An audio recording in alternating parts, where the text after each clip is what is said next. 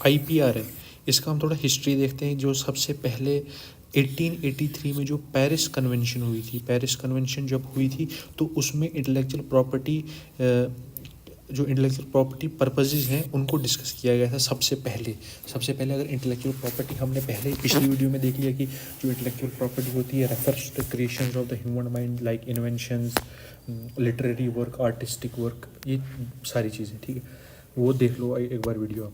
तो उसके बाद 1886 में जो बर्ने कन्वेंशन हुई थी, सबसे पहली कौन सी हुई, पेरिस कन्वेंशन, फिर हुई बर्ने कन्वेंशन। ये किसके लिए हुई, ये लिटरेरी और आर्टिस्टिक वर्क्स के लिए सिर्फ हुई। किस किस के लिए, लिटरेरी वर्क्स और आर्टिस्टिक वर्क्स। फिर 1893 में 1883, 86, फिर 93, फिर एक बर्पी का फॉर्मेशन हो। बर्पी की फुल फॉर्म क्या है, the United International Bureaux for the protection of intellectual property.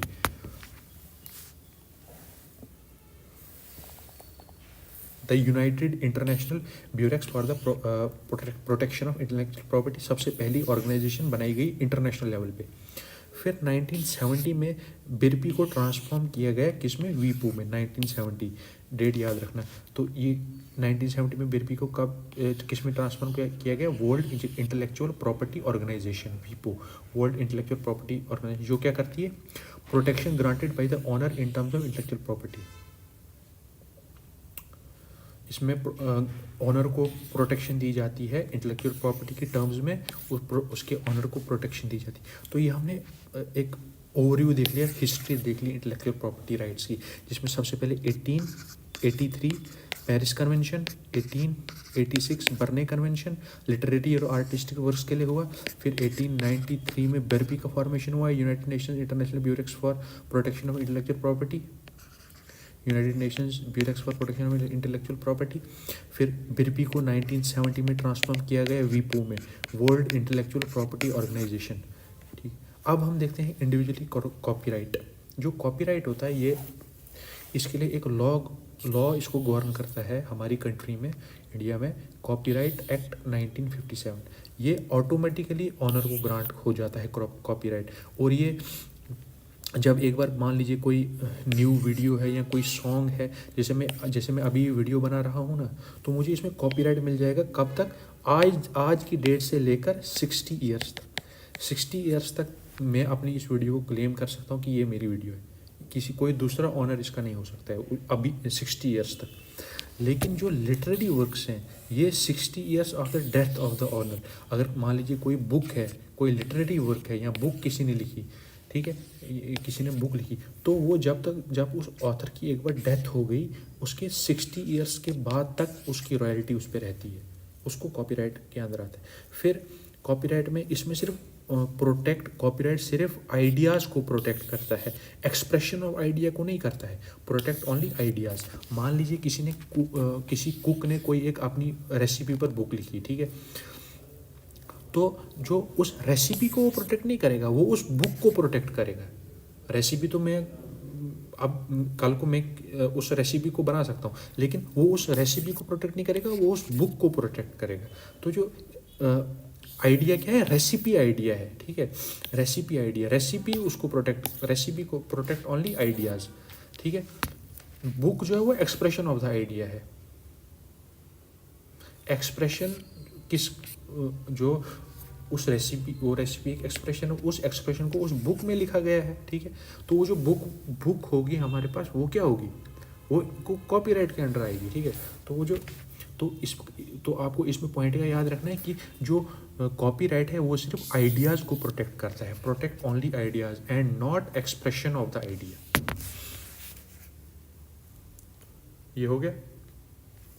अब आता है पेटेंट को हमने जो ये गवर्निंग लॉ है वो पेटेंट्स एक्ट 1970। कॉपीराइट के लिए कौन सा है, 1957, 57 से आगे चलते चलते 60 भी आ गए, 65 भी आ गए, अब 70, फिर पेटेंट एक्ट आता है। अब पेटेंट क्या होता है, फिर इसको अमेंड भी किया गया है, पेटेंट्स अमेंडमेंट एक्ट 2005। पेटेंट क्या होता है, पेटेंट जो होता है वो आइडिया को भी प्रोटेक्ट करता है और एक्सप्रेशन ऑफ द आइडिया को भी प्रोटेक्ट करता है। लेकिन जो कॉपीराइट है वो सिर्फ आइडियाज़ को प्रोटेक्ट कर रहा था, प्रोटेक्ट ओनली आइडियाज़। लेकिन जो ये जो पेटेंट है ये एक्सप्रेशन ऑफ द आइडियाज़। जैसे आइडिया क्या है, प्रोसेस है पूरा, कि किस तरीके से उस चीज़ को बनाया गया। प्रोडक्ट क्या है, प्रोडक्ट जो बन गया ना वो उसको भी प्रोटेक्ट करता है। तो patent protect idea and expression of the idea. तो ये कितने साल तक दिया जाता है, ये 20 ईयर्स तक दिया जाता है पेटेंट। इसमें 20 ईयर्स तक दिया जाता है। एक जो पेटेंट होल्डर होता है उसको 20 साल तक वो अपने उस इन्वेंशन को यूज़ कर सकता है। तो कॉपीराइट और पेटेंट में डिफरेंस यही है कि जो कॉपीराइट होता है ये लिटरेरी आर्टिस्टिक वर्क या जो new video songs movies literary work books के लिए दिया जाता है कॉपीराइट। लेकिन जो पेटेंट है, और ये सिर्फ आइडिया को प्रोटेक्ट करता है, और ये patent expression of the idea को भी प्रोटेक्ट करता है आइडिया के साथ साथ। ठीक है, अब इसका एक्ट भी देख लिया है ना। अब देखिए, अब है ट्रेडमार्क। ट्रेडमार्क क्या है, ट्रेडमार्क के लिए कौन सा गवर्निंग लॉ है, ट्रेडमार्क एक्ट 1999। 1970 के बाद 80 भी आ गया, 90 भी आ गया, फिर 99। Trademark act 19। इसमें क्या होता है, इसमें वर्ड, सिंबल, लोगो जो कि एक कमर्शियल ओरिजिन बताते हैं किसी प्रोडक्ट का या सर्विस का। मतलब कि कमर्शियल ओरिजिन क्या है, मतलब जैसे एप्पल का, जैसे जो नाइकी का सिंबल है वो ऐसे है ना, ऐसे नाइकी। तो ये उसको एक एक्सक्लूसिव आइडेंटिटी दे रहा है उस कंपनी को, नाइकी कंपनी को एक एक्सक्लूसिव आइडेंटिटी दे रहा है ना वो सिंबल। तो वो जो सिंबल है वो ट्रेडमार्क के अंडर आएगा। मतलब कि जो सिंबल है वो ट्रेडमार्क के अंडर आएगा। मतलब जो ऑनर होगा उस ट्रेडमार्क का वो उसको इनडेफिनेट टाइम पीरियड तक ले सकता है, लेकिन इसको रिन्यू करना पड़ता है हर 10 साल के बाद। तो कोई भी वर्ड हो, कोई भी सिंबल हो या लोगो हो, एप्पल का जो एप्पल फ़ोन का पीछे से वो जो लोगो होता है ना वो भी ट्रेडमार्क के अंडर है। वो पेटेंट के अंदर नहीं आएगा, वो कॉपीराइट के अंडर नहीं आएगा, वो ट्रेडमार्क के अंडर आएगा। तो एक्सक्लूसिव आइडेंटिटी देता है किसी एक प्रोडक्ट को, उसका कमर्शियल ओरिजिन बताता है या उसकी सर्विस बताता है। तो देखिए, अब ये प्रोटेक्शन पीरियड क्यों दे रहे हैं हम इसमें 60 साल दे रहे हैं, इसमें 20 साल दे रहे हैं, इसमें हम 10 साल का दे रहे हैं। क्यों? क्योंकि इसमें इनोवेटर जो होगा उसको एक मोटिवेशन आ जाएगी कि भाई अगर मैंने ये इन्वेंट किया तो मुझे ही इसकी रॉयल्टी मिलेगी। लेकिन फिर जब 60 साल हो गया या 20 साल हो गए पेटेंट के लिए या 10 साल हो गए कॉपी ट्रेडमार्क के लिए और उसने रिन्यू नहीं किया, तो फिर वो सोसाइटी को इन जनरल बेनिफिट करेगा फिर, क्योंकि वो सस्ता हो जाएगा, हर कोई बना पाएगा। कंपटीशन जो होगा वो बढ़ जाएगा। तो सस्ता जितना, अब दो बंदों में कंपटीशन होगा, जो ज़्यादा सस्ता बनाएगा वही तो बिकेगा ना। तो फिर चीपर प्रोडक्ट हमारे पास आ जाएगा जब एक बार प्रोटेक्शन पीरियड ख़त्म हो जाता है। तो अब जब चीपर हो जाएगा तो सोसाइटी इन जनरल बेनिफिट होगी, ना कि ऑनर तो हो ही गया पहले 20 साल या 60 साल में, उसके बाद ठीक। इसमें short term cost to the society and long term benefit, किसमें short term cost to the society, cost को जो सोसाइटी उसको शॉर्ट टर्म कॉस्ट देनी पड़ती है और लॉन्ग टर्म बेनिफिट उसको मिलता है। अब ट्रेड सीक्रेट्स क्या होते हैं, या ऑटोमेटिकली प्रोटेक्टेड आ जाते हैं इन्फॉर्मेशन इसमें। अब देखिए, अब मैं आपको एक चीज़ बताता हूँ, यहाँ पे देखिए ये डिफरेंस देखिए, copyright, patent, trademark, trade secrets. Copyright मैंने आपको बोल दिया literary, music, art, software, films and architectural designs. अब पेटेंट में इन्वेंशंस जैसे useful non obvious processes, machines, chemical compositions. Trade identity में वर्ड्स।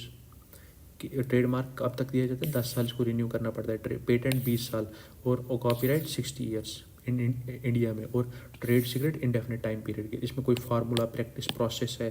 जैसे ट्रेड सीक्रेट में जो हल्दी है ना हमारी कंट्री में जो बनती है हल्दी, उसको ट्रेड सीक्रेट के अंडर आती है। जैसे कोका कोला की रेसिपी है वो ट्रेड सीक्रेट है। Google search algorithm trade secret है। KFC चिकन जो है वो ट्रेड सीक्रेट है।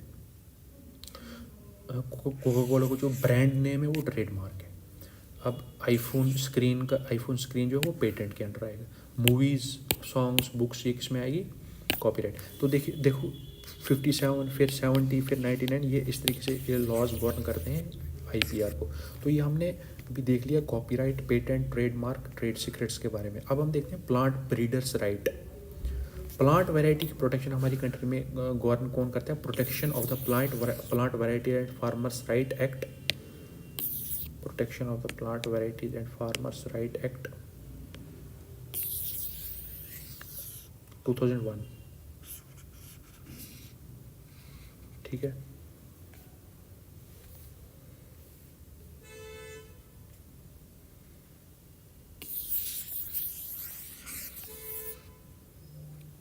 Farmers can sow, resow, save, use, resow, exchange or sell their in an unbranded manner. Farmers variety is eligible for registration and farmers are totally exempted from payment any fees in the proceeding. ये process है, ये process पढ़ सकते हो आप, तो ये भी पढ़ लेना एक बार आप, है ना, ये इम्पोर्टेंट है. Thank you.